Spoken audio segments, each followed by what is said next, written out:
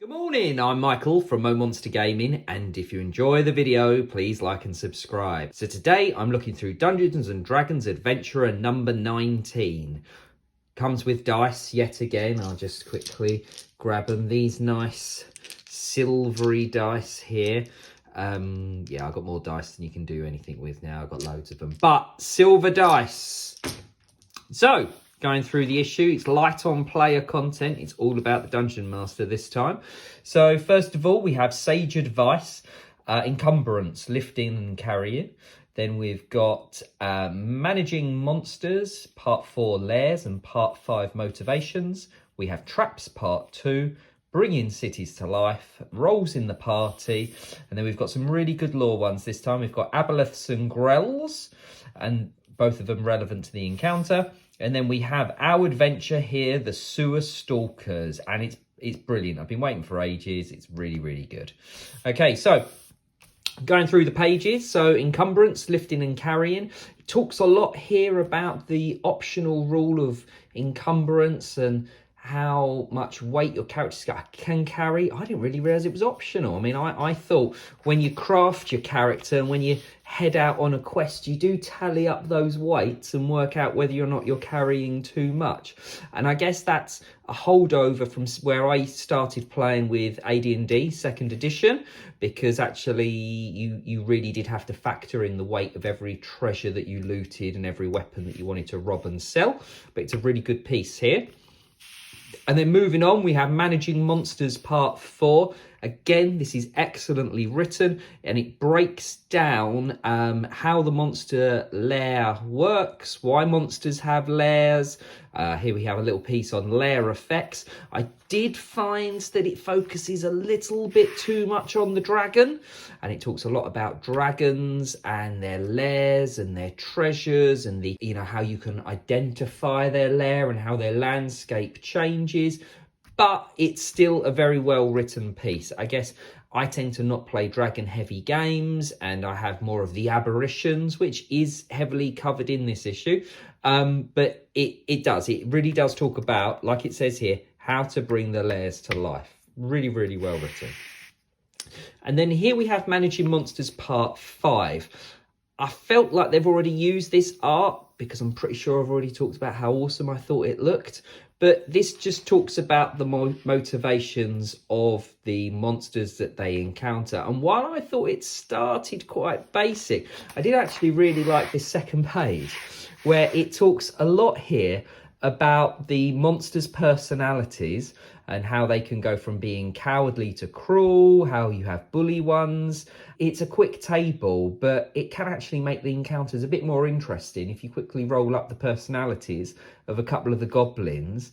And actually, I quite like this here, that maybe the monster you're fighting is actually rooting for its mates to get wiped out because it's got ulterior motive itself. So I did quite like that. I thought it was really well written. Traps Part 2 just kind of delves into a couple of types of traps. So it talks about the operation of a pit trap and how it works, and it gives you like a nice example. And then it does the same with a statue trap. So here it talks about the statue trap, the triggers, how to get rid of it, the effect. It's good. It's two good examples of traps. I just feel like it could be a little bit more in depth. Maybe when we get Part 3, Part 4, we'll get more pages and it will talk more about the different traps. Here we have Bringing Cities to Life. It's quite basic. It just kind of starts talking about how your characters are inevitably going to end up in a city. It talks about how they might start in a small town or hamlet and then they end up in a city. Talks a bit about the maps, trying to populate it, who's doing what. It's okay, but again, I felt like this was a bit of repetition to the making of the maps piece that we had a few issues earlier. And then this bit, Roles in the Party, it's going to go on to talk about very Warcraftian terms. I always think of tanks and healers as Warcraft kind of titles. But it talks about when you make your party, make sure you have your makeup balanced so you can effectively win in all situations. It's okay. It's okay. And then we're on to the lore sections, and this bit was excellent. So this is a couple of pages on aboleths, slimy creatures so old none can remember when they first slithered out of the primeval sea. Well, actually, I can, because they first appeared in Dwellers of the Forbidden City, which is one of my all-time favourite original D&D quests. And here we have a couple of pages on them. Got this awesome picture here, talks about their different attacks. No stat blocks, but talks about their attacks, talks about their psionic domination, their psychic drain.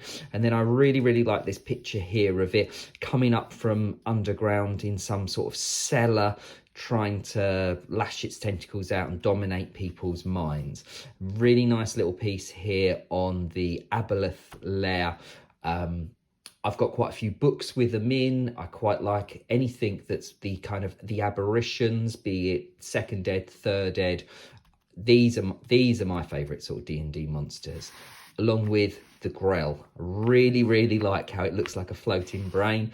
I'm a big fan, and this is the main monster in the very good encounter that starts here.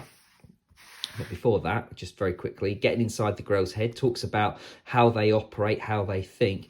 And then I'm not familiar with Shadow Dusk Hold, but I'm totally going to look up what book it's from because it sounds awesome. And it's kind of like this Grell stronghold that's obviously in one of the stories that I've just not crossed paths with. So I'm going to look up that afterwards. So here's our encounter, the Sewer Stalkers. It's really good. So the players, I do quite like this one here, looking incredibly miserable, but they've been shoved in a sewer. The players have been hired to go into the sewer. It follows pretty much straight on from the previous quest. The Watchman, who they might have had some interaction with in the last quest, he's now given them a job. You know, he doesn't like adventurers, but he'll still give them 50 gold if he goes and looks for this dwarf that's got lost with 3 labourers. So off the characters head into the sewers. The sewers are horrible, dirty, waste-ridden sludge. It's horrible, it's nasty. And there's a chance that the characters can catch sewer plague, which is an equally nasty disease to be getting if you do end up in the sewers. But pretty much as soon as they end up in there, I'm going to quickly go over. So here's a picture of the sewers. And pretty much as soon as they end up in there, as they start to explore where they're going, they're being hunted. So they're being hunted by, I happen to have one on hand, a Grell, which is this, again, this kind of floating brain-like creature with a beak. And what I really like is very similar to the original Ravenloft. The actual starting location of the Grell is randomised. So at the start, as the players get in, you roll 1d6 to determine whether it starts behind this pillar or in one of these rooms, and then it hunts them, akin to the Predator, trying to pick them off one by one. And it's really good. It goes into very good detail about the hunt, talks about why it's the stealthiest Grell in existence, so difficulty 21 to spot the Grell. But you know what? It's its lair. It's good at hiding. It knows what it's doing. It's been lurking down there feeding on people for a long time.